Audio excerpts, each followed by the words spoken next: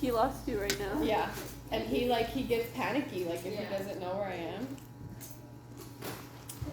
All right, we're gonna continue our grooming notes. So this is the slide we left off on. In case you didn't hear me before, this is a typo. I apologize. It's supposed to say spray and not spay. Before we move on, is there any questions from this slide? I think I already talked about it all. No questions?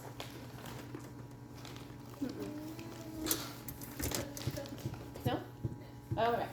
So we're moving past the clipping, and next we're going to talk about ear cleaning.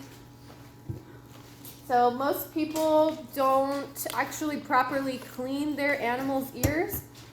It is kind of a scary thing to do if you've never done it before, but I promise it is the correct way. So some of the materials that you'll need is a cotton ball, a Q-tip, or a cotton applicator, as they're usually referred to as in the clinic. A 2x4, which is just referring to the little gauze squares that you guys use for your pack. So when you open this up, it is a 2x4. So 2x4 is always going to refer to a gauze square.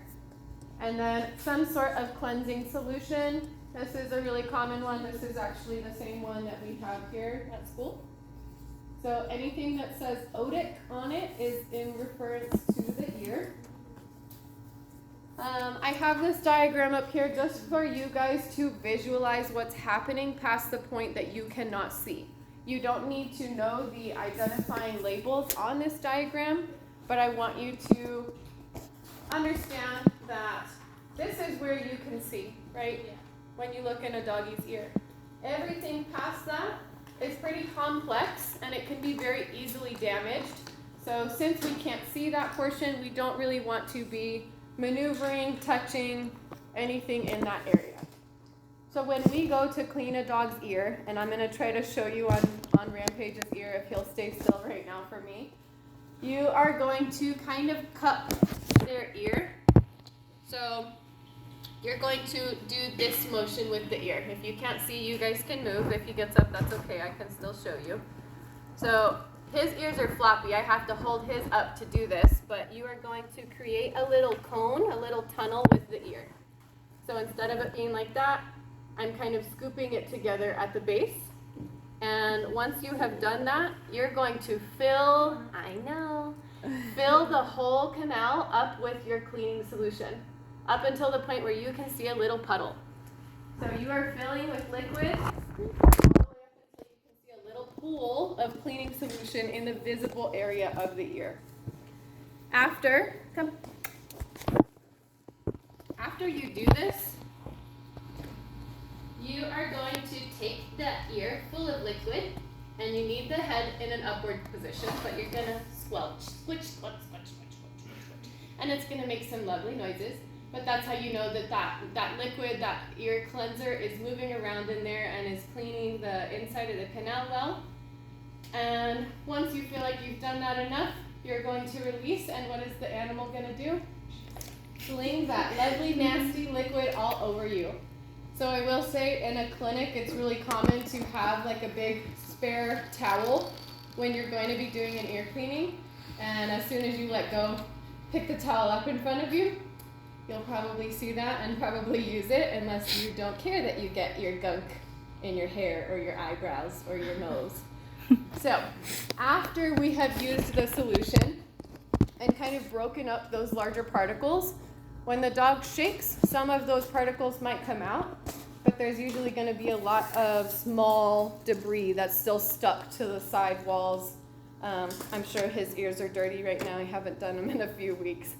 But that kind of gets stuck to that inside layer of the ear. And that is where our cotton ball or our cotton applicator and our gauze come in handy. So, Rampage, come.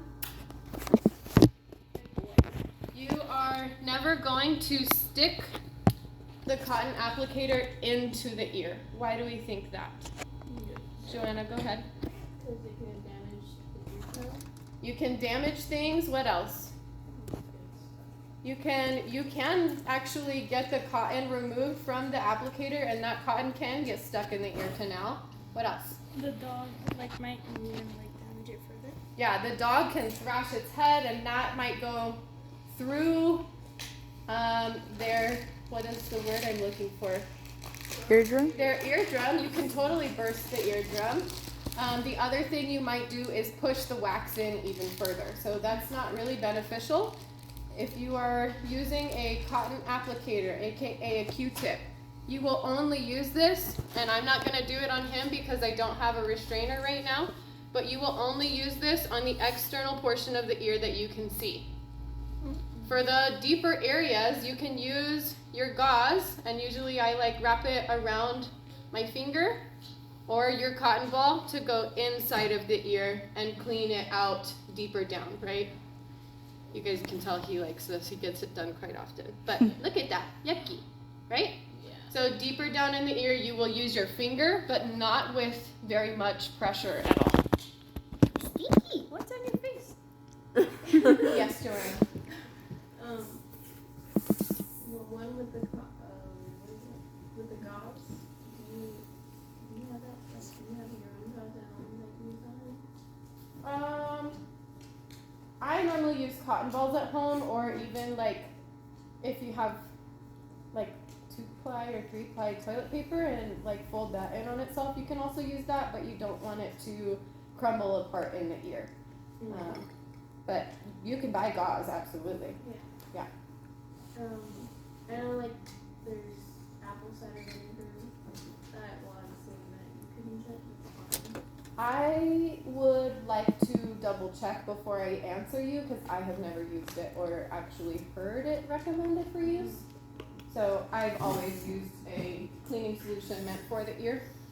The ear is very sensitive, so you want to be careful. Yeah. Okay. And then I think you said you never go below the physical area. Yeah, nothing that you cannot see. Zoe. How often should you clean their ears? It kind of depends. So he is outside a lot. He loves to kick up the dirt in my backyard, and it makes his ears really dirty a lot faster than a lazy little couch potato that only goes potty on turf would. So I would say at a blanket minimum, maybe once a month, but you can routinely check them to see if they need more. His could probably be done once a week, and there would be enough to do it once a week. Okay. Yeah. Other questions right now, Joanna? Go ahead, and then Jocelyn will come back to you. With the cleaning solution, would you be able to? Well, is it always you have to pour it until it's to the top, and then they shake it and you wipe it? Mm-hmm. So you would never pour it on a cotton pot. You can. Cotton pot anymore? You can, but you are not ever going to be able to clean the lower part of the ear canal with only putting it on an applicator and using your hand. So, Jocelyn, and then I'll come back to Sophia. Would you use a gauze also for a cat? Yeah. Same techniques for a kitty, Sophia. Could we also use salinated water, how we do with our ears but for dogs? I do believe it's safe, but again, I would double check because the ear is just so sensitive, and you would probably want it to be a pre-mixed saline solution and not mixing your own saline solution, so that you know, because you can use the wrong kind of salt, you can do the wrong concentration of salt, so I would use some caution there. Joey, go ahead. And then I'll go back to Joanna. Should you do it one ear before the other, or can you do both at the same time? Unless you got 8 hands, it might be kind of tricky to do both at the same time. A lot of the times, in a clinic, you're not going to have enough people to do both at once, so one at a time is totally fine and pretty normal. Okay. Good? Aren't there medicated ear washes? There are. Are the medicated ones for yeast? Typically. That's the most common infection in the ears, a yeast infection. So it'll be a bactericidal.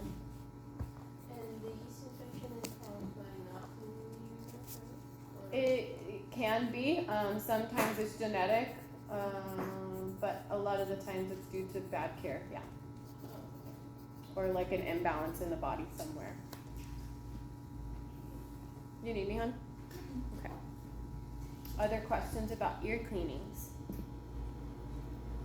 Not right now? Alright. So again, just really make sure that you know that you may not ever stick a Q-tip or a cotton applicator past the point that you can see. This is everything I have for ear cleaning. So next we're going to talk about nail trimming. So there's a lot happening here. If you guys want to just listen for now and then you can take some notes, that's fine. You don't necessarily have to write down all of this. I want you guys to watch me as I explain this diagram, but I do want you to know kind of the various types of clippers and what we might use if we accidentally clip a dog. So, the various types of clippers up here, we have all of them. So we have our guillotine type, which is this first one. I hate guillotine type nail clippers. They are used in an up and down position. So if I were to go on his nail, I would go so that the top metal portion is on the top of the nail and my handle is underneath the nail. These are not as good at cutting the nail. They kind of crush the nail. So it can cause like splintering, it can cause cracking, breaking, just not my favorite type.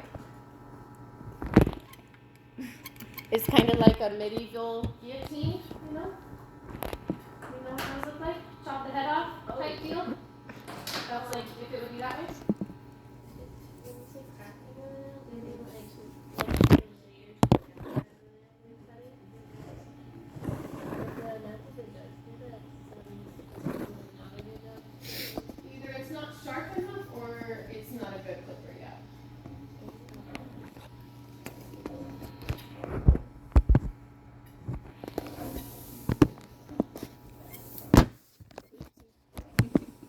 Alright, so that's our guillotine type.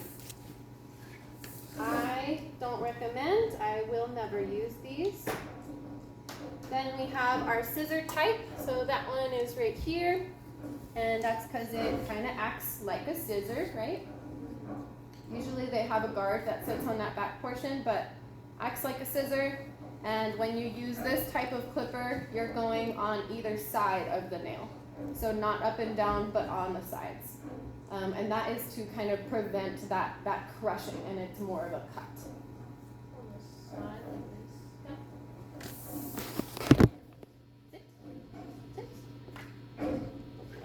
So this way, side. Come. This way. Side.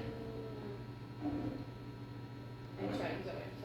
So on either side, not top and bottom, but side. Okay. Yeah. Thank you. You're being such a good boy. I'm using it as a prop. Alright, so our scissor type, like I said, they usually have a guard and a locking mechanism for storage.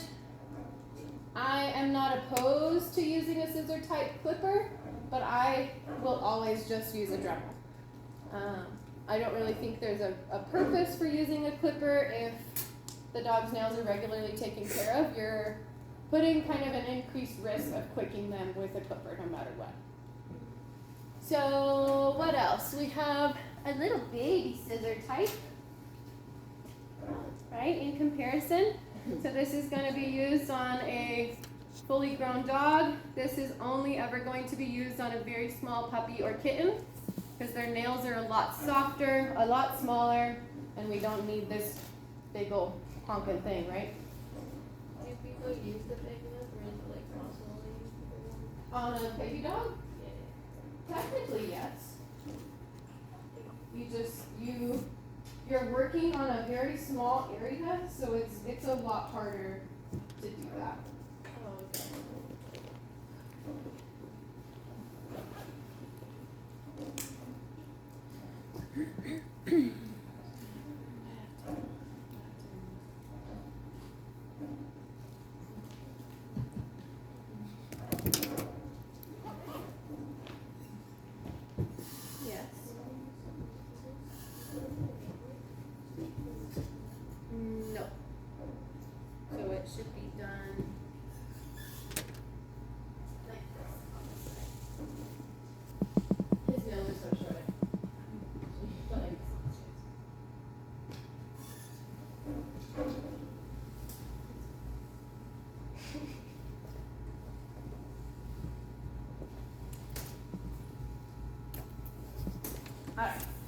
So,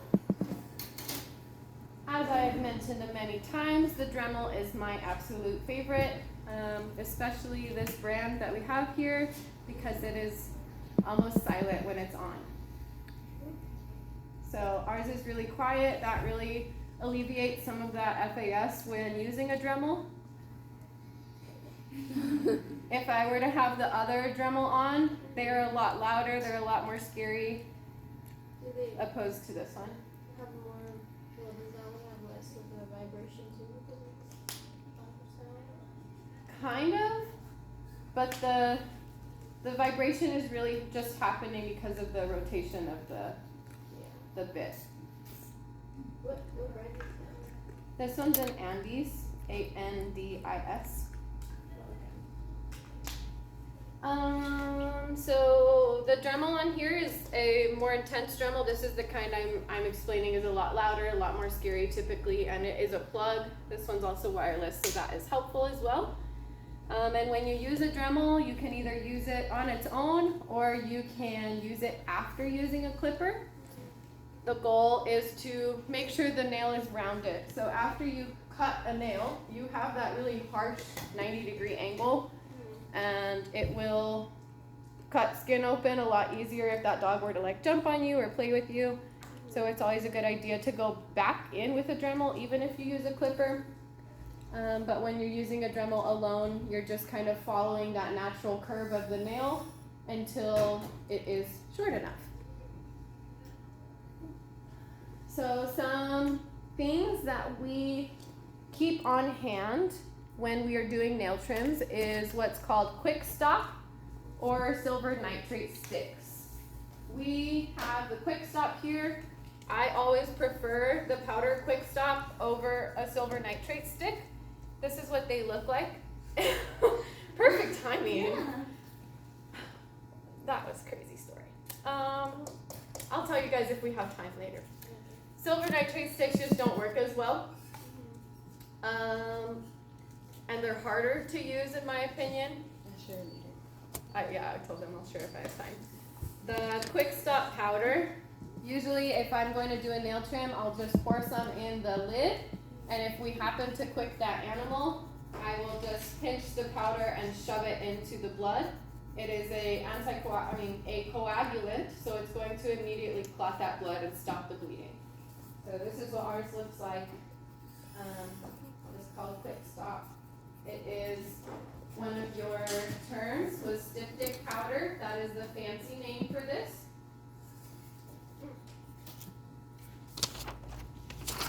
So you can, I've even seen some people like dip the bleeding nail into the top right here, but I prefer to pinch it and shove it into the nail because then you're risking putting blood contaminating your lid and your powder if you're going to dump it back in. Nydia. So this is just for like to stop it, like as soon as you can, like instead of just leaving it to stop by itself. Correct. If the animal is truly quicked, the blood will continue to flow. That's a really like pressurized area almost, so it's best to just stop it as soon as you can. Yes.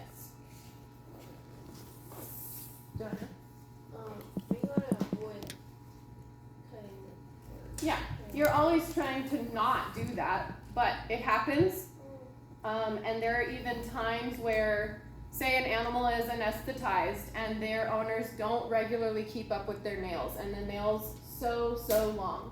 While they're anesthetized, a lot of the times a doctor will intentionally quick the animal just to get the nail short enough because they know that owner's not going to keep up with it. So in that instance, with an intentional quick, you definitely want something like that. But accidents happen. If you're using clippers, you can quick an animal even if you don't think you're going to. So it's kind of just a safety precaution, just in case, yes. But if you're drilling or cutting, before you like, I guess you're gonna put a little bit of pressure into the place, but usually like Yeah. like that, right? Yes. And then that's pretty soft. But a lot of the times, so when we do use clippers, you want to do it in one swift motion. You don't want to slowly crush down on the nail. You want to clip it. So a lot of the times the general clinics will not kind of test to see if there's that sensitivity. They're going to clip, and then if they click it, they click it. Okay. They don't pay as much attention in a regular vet clinic. Miss Emmer can vouch that I would like you to. Go ahead. Even if, like, well, doesn't it take more Pressure. The nail is thicker to be going with it? The nail is thicker, it will take more pressure, yes. So wouldn't that like make it harder to just like, Yeah. but you're still able to do that? Sophia? So one time I took my dog to the vet, and we had asked them to search my dog's name, but like he used to be like really like he didn't care if we used to like grab his paws or whatever. But like the second after he came back, like he was like licking his paws a lot, and he wouldn't like let you grab his paws after that. And I don't know what happened, because we checked his paws and there was like no visible like, well, unless I couldn't find anything, there was like no visible like cut or anything. And like after that, he just doesn't let us like trim his nails anymore. Does anybody want to say what they think happened in that visit? Nydia? It's probably for not being free. Absolutely. So when they were trying to cut his nails, they didn't take their time with him, or they didn't try to introduce themselves to him or anything. So he just had a bad experience and he doesn't want to go through that again. Yeah. So I would agree. I would say they probably pulled the arm. They were not gentle with the arm or the toes. If they did quick the dog and they used a nitrate stick or a quick stop, after the bleeding has stopped, it's kind of hard to tell if they were quicked. Unless you look at the underbelly of the nail where the blood supply would come from, it's kind of hard to tell. So unless you knew exactly what to look for, it might have been tricky. So I would say it's not a impossible thing to get him back to the point of being comfortable with the paws, but you would have to use that fear-free technique and really go slow, especially because of a previous bad experience now. Unfortunately.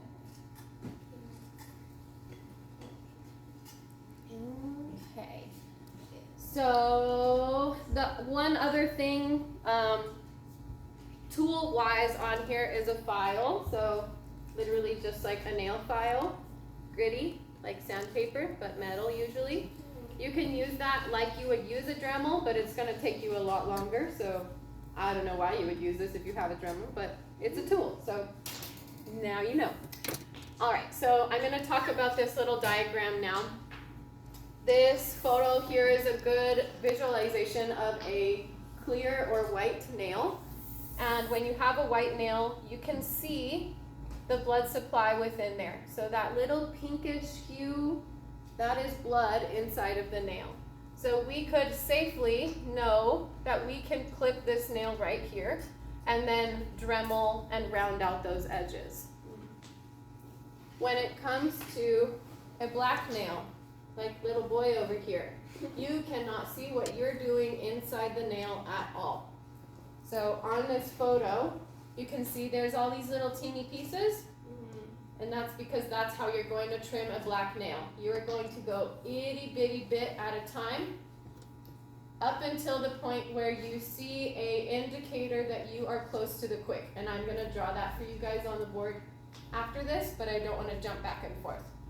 So I'll show you the black nail indicator in a minute, but know that you should go teensy bit at a time and stop. The diagram as I was mentioning.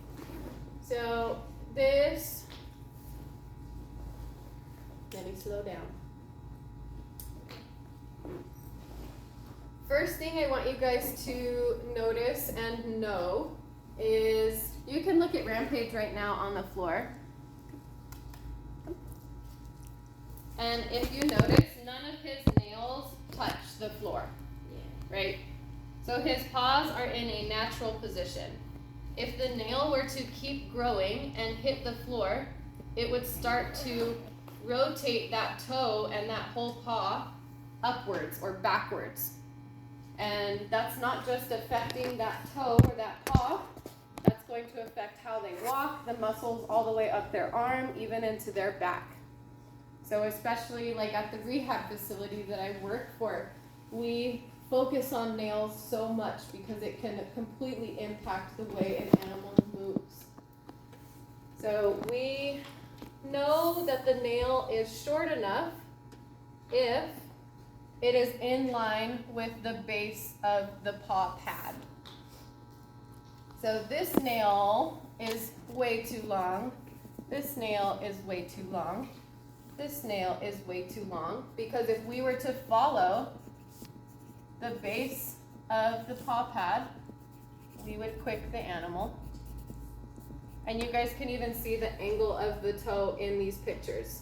So this nail is long, but if it were trimmed, it would be the okay length. But that paw pad is flat on the floor, right? Opposed to these other ones that are now pushed up and uncomfortable for that animal. I do want you guys to notate kind of these decreasing lines of the quick. So the quick will grow with the nail. It will get longer and longer and longer, but it also will go the opposite direction. So as we cut it, if we cut this little bit off, then the quick's gonna go back a little bit more, maybe to right there. If we cut more off, once it's receded, it'll go back to right there. So that's why keeping your dog's nails regularly trimmed is important, so that you're not having to go through those processes for them to be healthy, and also you can successfully give them a nail trim without quicking them ever. Go ahead, Joanna. So, because Bonnie's nails are kind of like the top there because she naturally relaxed. Which I noticed and I hate it. And I was gonna ask, like, how often do you cut? I do like once a week to help it recede. Okay. Zoe? What is the purpose of the quick? I don't know if there's a specific purpose per se, but just like anything else in your body, that it requires a blood supply to be live, living tissue. So even though the nail is made up of keratin and not necessarily tissue, if there were no blood supply, that would basically fall off. It would become necrotic. Elena? Is it bad if the blood supply gets longer? Not bad per se, but the animal has an increased risk of breaking that nail, which would make them bleed unintentionally. So maybe a little bit more dangerous, but if it is just long and they're not crazy and snapping their nails off, it's okay to be long, but not for their overall health or walking. Does that make sense? Okay. Go ahead, Joanna. So what if like the nails are like super short and like is that fine? Is Yeah. that okay? His could be shorter than they are. They're not too long, but they could be shorter. What if they like naturally like fall more and more? Like that's fine. Correct. So they can have no nail. Not necessarily no nail. There will still be a quick no matter the length. So if they run so much that, so say they already had a little baby nub of a nail and they ran like crazy on concrete or something really abrasive, they could make the nail too short to where it's still gonna bleed. Oh, I see. So is it bad if there's that? I mean, you want to always try to prevent bleeding, so it being short is not a problem. Yeah. I don't know how to further answer that one. Sorry. That's okay. Sophia, go ahead. So, my other dog, I cut their nails now, but so the other day, like no, a few weeks ago, I was like cutting my dog's nails,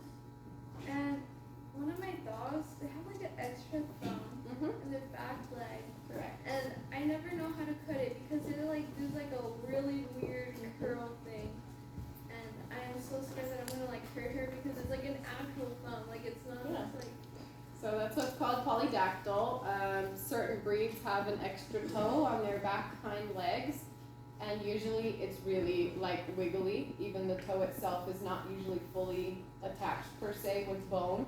So a lot of the times, like, you will hold on to that tissue, that toe area, as you clip it so that it's staying in the position that you want. But you'll follow the same kind of technique and following that bottom of the paw pad. Joanna, go ahead. So if the paw pad was on the ground like this, you would just kind of angle up from where you're looking at it? You want to be kind of parallel to the bottom of the paw pad. So there is a bit of an angle. So like this one is what you're describing, flat. So if you're following the angle, I guess there is a little bit of an upturn. You're not going downwards, but parallel, pretty much parallel to the bottom of the foot pad. So like, because if it's longer, it'll grow below the Correct. pad, right? And then even worse, if it's super, super, super long, it'll just grow right into the foot, create a big old hole in the toe or the paw. We have a few nails that have been trimmed off of an animal like that, and you can see where it was inside of the skin. Zoe, do you have another question? Yeah. Can the quick be different sizes on different nails, or is it gonna be the same throughout? Like if you're cutting them all the same, could it grow to different lengths? Like on one dog, could the quick on this nail be different than this nail? Yeah. Is that what you're asking? Typically, no. Like his nails are all pretty uniform in length, so the quick technically should be at about the same point in every nail. But you don't ever want to assume and just clip that far point. You always want to go a little bit at a time. Okay. Good question. Joanna. If the nail is all the way like rounded to the paw, Mm-hmm. is the clip gonna be also like at the end there? So you have to week by week just cut it and let it recede. If it's already grown into the paw, most of the time they'll just do an intentional quick. Oh, okay. There's no other. Right? You could do it slow, but if it's already in the paw, you at least want to get the section that's already into the tissue out. And if you leave that rest of that part curled there, they're just going to continue to step, like it's still too long. So it's not really beneficial to do it slow. Yeah. Okay. You don't have to squeak. So really the main idea I want you guys to take from this diagram is that the quick will grow and recede with the nail length, and to follow the bottom of the paw pad to cut the proper angle of the nail. Joanna. Is there a reason why the clip on the last one is not as pointed? That's a good sized, properly trimmed nail. So just representing that it will, I don't think the point of it,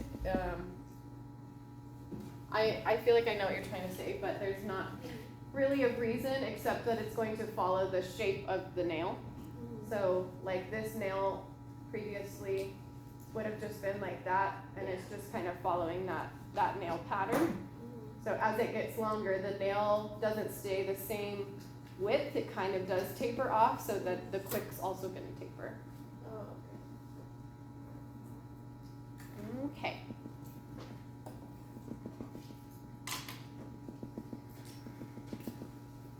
Next is teeth. Brushing of the teeth. How many of you guys brush your teeth every single day? I hope you all raise your hand.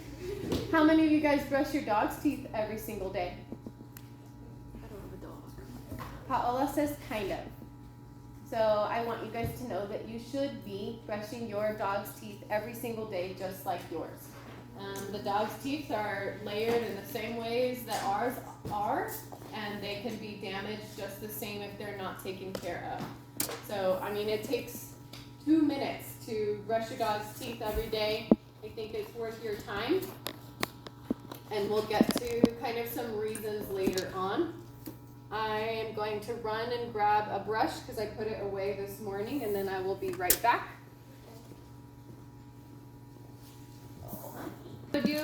But this one is coming in a packaging so we know that it's clean. It's not been used on another dog. If you guys see, I showed you guys the green brush that we use for our clippers, right? Yeah. So that one is always out of its casing because it's dirty. We reuse it. So make sure that if you're going to use a toothbrush on a dog, especially if it's here or at a facility, that it is a fresh brush.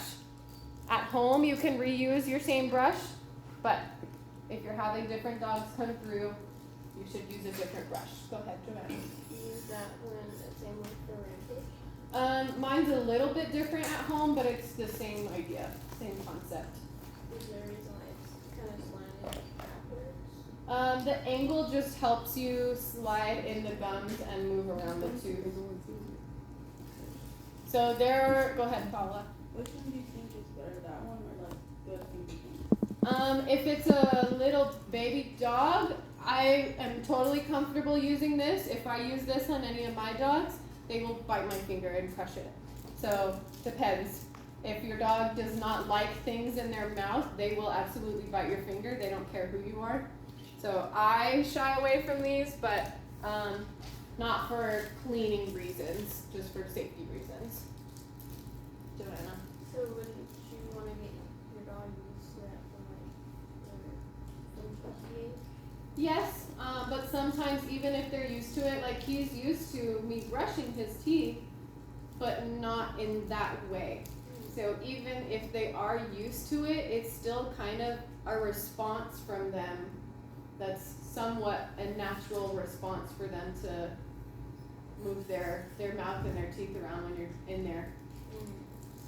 I would just use caution if you're going to use a finger brush like that. I do think they're helpful for those little front teeth, but you can use the brush just the same. And you go like all around, Mhm. front and back, using floss. Is there floss? Not typically. That's a good question. Maybe someone should make puppy floss. Yes, Zoe. Do you rinse their mouth afterwards? You don't have to. So most of the toothpaste or oral rinses are meant for animals and they are safe if ingested. So that's why this little bullet point is on here so that you guys are aware that we can never use a human product on an animal.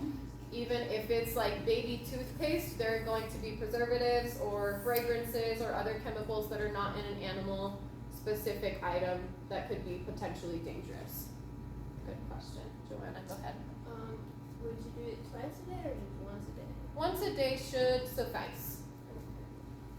Jocelyn. How would you brush a dog's teeth if they have a injury on the bridge of their nose? On the bridge of their nose, this person is technically not touching the bridge of the nose at all. You can hover over it with still controlling the mouth and lifting of the lips. Where's my boy? Is he over there? Is he heading down? Rampage, come. Good boy. He has a big face, but I could still not necessarily touch the bridge of his nose while I pull his gums up out of the way, right? He said, I'm not getting my toothbrush right now, Mom. Leave me alone. Good boy. Is the liquid like an alcohol? Kind of. You can kind of squirt it onto the teeth before you brush, because you can't ask a dog to swish you around their mouthwash, right? So it's kind of just a rinse per se that you can use instead of a toothpaste. I prefer paste. So you don't need the mouthwash. No, kind of one or the other. Oh. If you guys will notice, they mostly are always going to say enzymatic. So these are the two that we have here. These are two dog-safe toothpastes. I spell that. Enzymatic.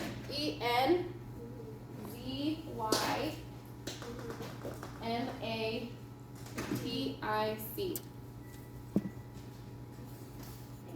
These are typically, they're like little wipes that you can also use, but I really don't like those. So I don't think they do much. Zoe, go ahead. Are there dog specific ones, or can you use those for any animal? Well, like cats and dogs. I believe that it's safe for cat and dog, but I do think that there is cat specific toothpaste as well. Sometimes it's like the flavoring component that is more specific to a breed, but let me see if this has any specifications.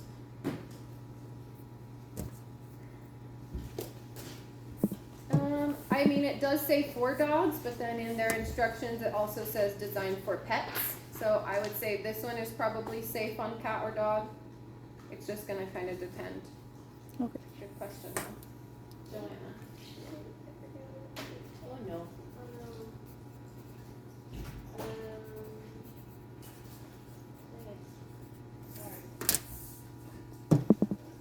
Put that dust in your head.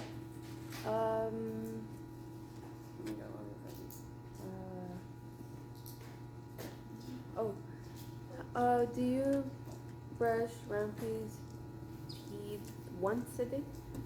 I try to once a day, yes.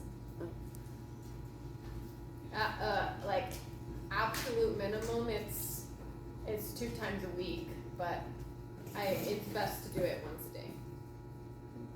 Joanna, go ahead. Wait, I'm so sorry. Like I remember it. And then I say your name and it flies out the door. Write it down. Sophia, go ahead. Oh, you're right.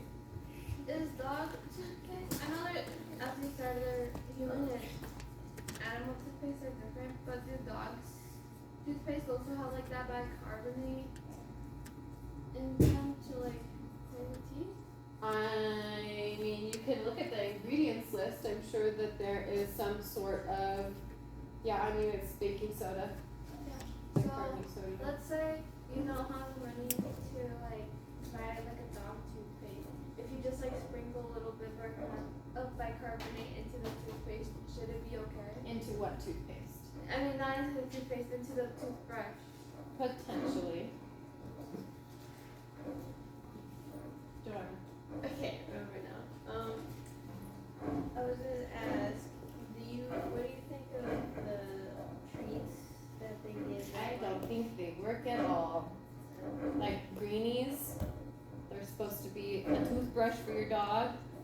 I don't think they work. The motion that is happening when they're chomping down that greenie is not enough to actually scrub any plaque or tartar off. Oh, nice. Leave it. Come here. Come here. Do they need to go in the fridge or in formalin? There's tissue on it, so probably one or the other. Cat. Come here. Thank you. Go hang out with everyone. Come on. He's too focused. It's okay. Any other questions right now for this slide? Zoe, go ahead. What about those textured dog toys that say that those can also work? I don't think that they will ever work as well as a toothbrush. Okay. So any type of toy or treat, I don't think works as well. Joanna. Does the black dog like does it harden up within 24 hours or? Not necessarily, no. Leave it. But if it goes unbrushed and there is continued buildup, it will start to harden like underneath that initial layer. And that could cause the teeth decay. Yes. And gingivitis. Correct. That's your Do state. they get cavities? Yeah. Is it from what they eat? They can, especially if you're feeding them improper diets. Healthy, I mean, the health of the teeth is impacted by the health of the overall animal and vice versa. Sophia, I'm sorry, I didn't know you were not done. Sorry. I was gonna ask, what makes the teeth stronger from the roots? A healthy diet and continuous care.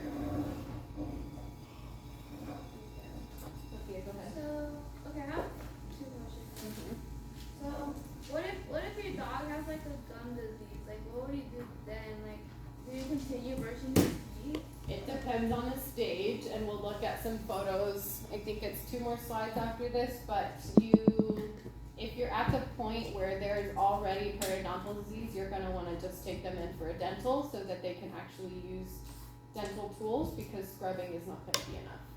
So that's my next question. So I know dentists like for humans use like this like water pressure thing to take off like plaque. Do they also do that with like Yeah, dogs? there's various tools, but they're very similar to human med tools for dental. Paula, did you have a question earlier? No? Go ahead, go. When brushing the teeth, you do like one tooth at a time. It's kind of hard to do one tooth at a time, but you do want to make sure that you're covering all of the teeth. Mhm. Yeah. And do you focus on the bad or like That's usually where buildup is going to occur in those more further back teeth. So even on hand, even with me brushing his teeth, he has some buildup on that back tooth, but not any really on that C9 or the front. Yeah. if they have that problem, that would you have to take them to Yeah. get rid of it. Yeah. If it won't come off with just a soft brush, then you should take it for a dental. Yes. All good? All right, so on top of regularly brushing your dog's teeth once a day, they should also routinely go in for a full dental. So just like you guys brush your teeth every day, you still go to the dentist for a regular cleaning, right? I hope so. So we should do the same thing with our dogs. Most veterinary facilities have dental equipment and a veterinarian or technician who can complete that dental. The dogs are fully anesthetized when they are receiving a dental, so fully sedated with a tube in. And that is all. Sorry, go ahead. How often do you have to take them to get a full dental? Kind of once a year is a minimum, I would say. Zoe? My dog got a dental, and then one of her teeth was really bad, and they had to take it out. Yeah. And I was wondering if you have to take it out like on all four sides, like on.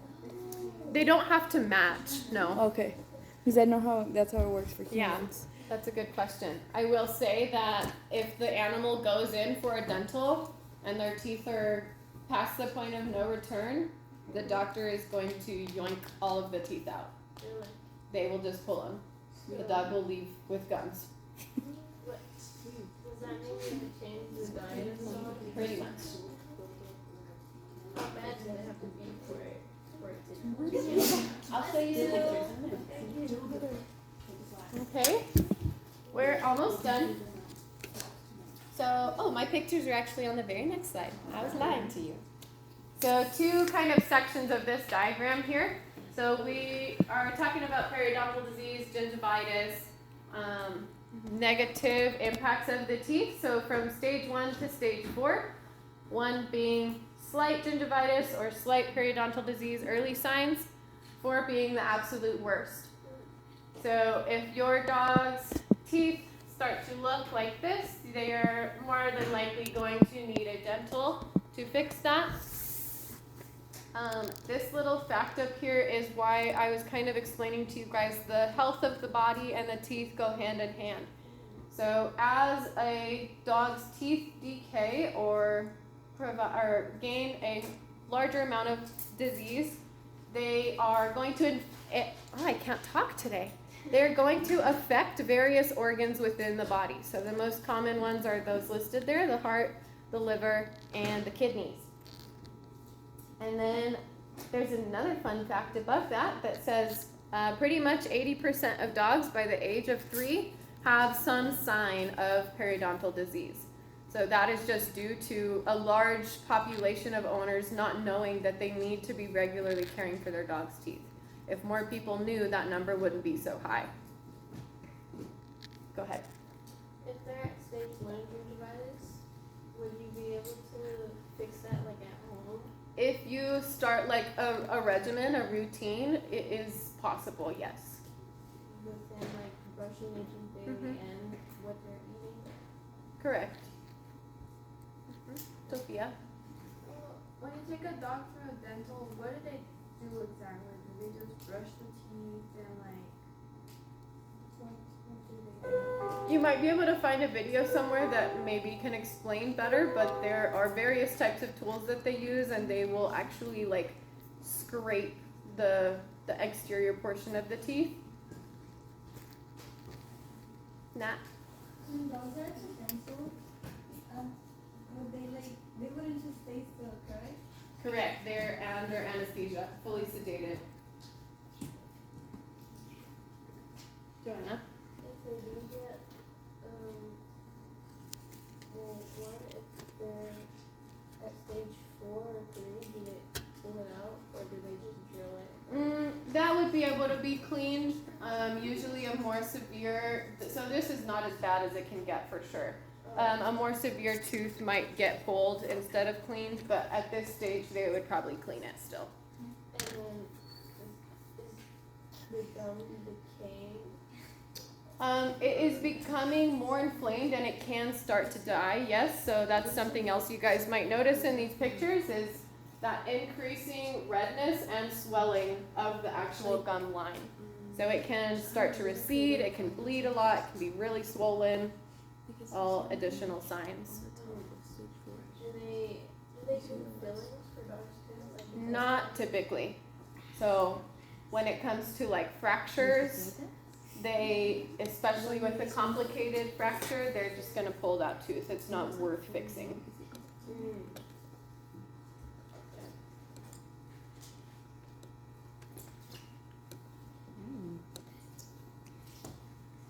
I think that's just the builder.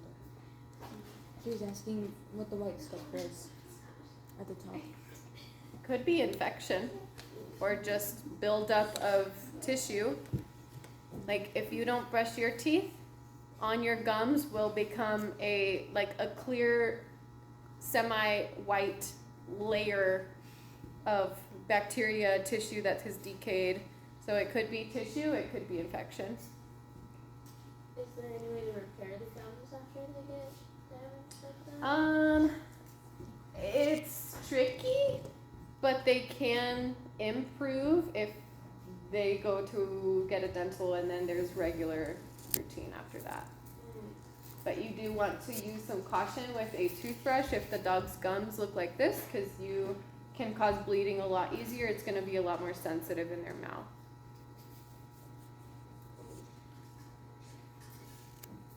So, how do the fractures occur? The root fracture? Is that from biting too hard or something? So there's some examples right here. Most dogs are going to fracture their teeth on bones that are too hard for them. Also, if you have a dog that has severe anxiety and they might bite at their kennel or their cage or a fence, that is another really common reason. I will give you a rule of thumb. If your fingernail cannot indent the bone that you're giving to your dog, you should not give it to your dog. If it's too hard for you to make a little indent with your nail, you should not give it to your animal. Rampage's teeth are no fractures, no cracks. My other dog, Thor, who I took from my fiance's father, he would give Thor hard bones every single day, and almost every single one of Thor's teeth are snapped. They all look like this. So it's definitely going to impact them even if you don't notice it right away. I would definitely urge on the side of caution when giving bones that are more tough. So again, we have like some varying stages here. So all the way at the front is what we call an infraction. That's kind of like comparable to a hairline fracture or a partial fracture. So it's the very start of a crack in the tooth. Usually they're going to get kind of brown like that because bacteria from their food, from their treats, is going to kind of wedge itself in those itty bitty fractures. You have some more intense fractures where you actually lose a portion of the tooth. This is the side of the tooth that has come off. Those are all going to be referred to as uncomplicated if it's just a piece of the tooth that has not exposed the nerve or the blood supply. These other two that are listed as complicated, you can see that hole, right? You can see that exposure to the nerve, to the blood supply of that tooth. These teeth are going to be very painful. The dogs can even kind of refuse to eat if their teeth are so painful. This last one over here is an x-ray. This is a side view of the tooth, and this is showing you a crack all the way down into the root. If this were to happen, that tooth, the part that's up here that's already cracked off would be removed, and the doctor would have to go in and pull out the root of the tooth as well. So, how come orange teeth have to Because his are only cracked on the tops or the sides. They're not exposed to gum, meaning to blood or root, and they are not cracked down to the portion that's inside of the gums. Oh, okay. Does the rigidness, like, impact him at all? Like, is it rigid? Of what? The tooth? His, no, they're not sensitive to him or painful to him. Yeah. Zoe? Does dental care, is it different for dogs with underbites? Not really. Mm-mm. Good question. The last slide on here is just reminding you guys that this is not all that grooming encompasses.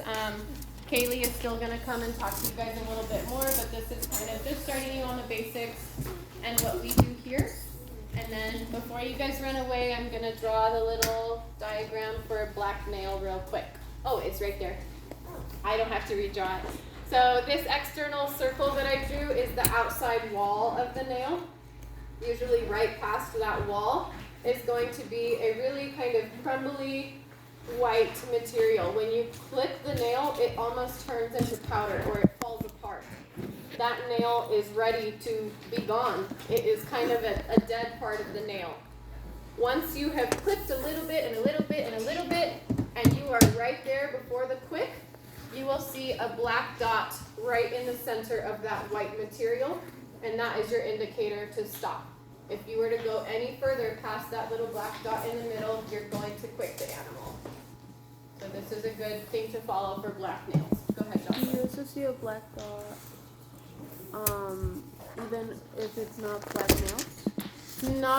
It's not nearly as noticeable. It's hard. But you'd have that visual, you can see all the way through the nail if it's not black. So you don't really need that. Paola. I don't have a test date for you because they've had to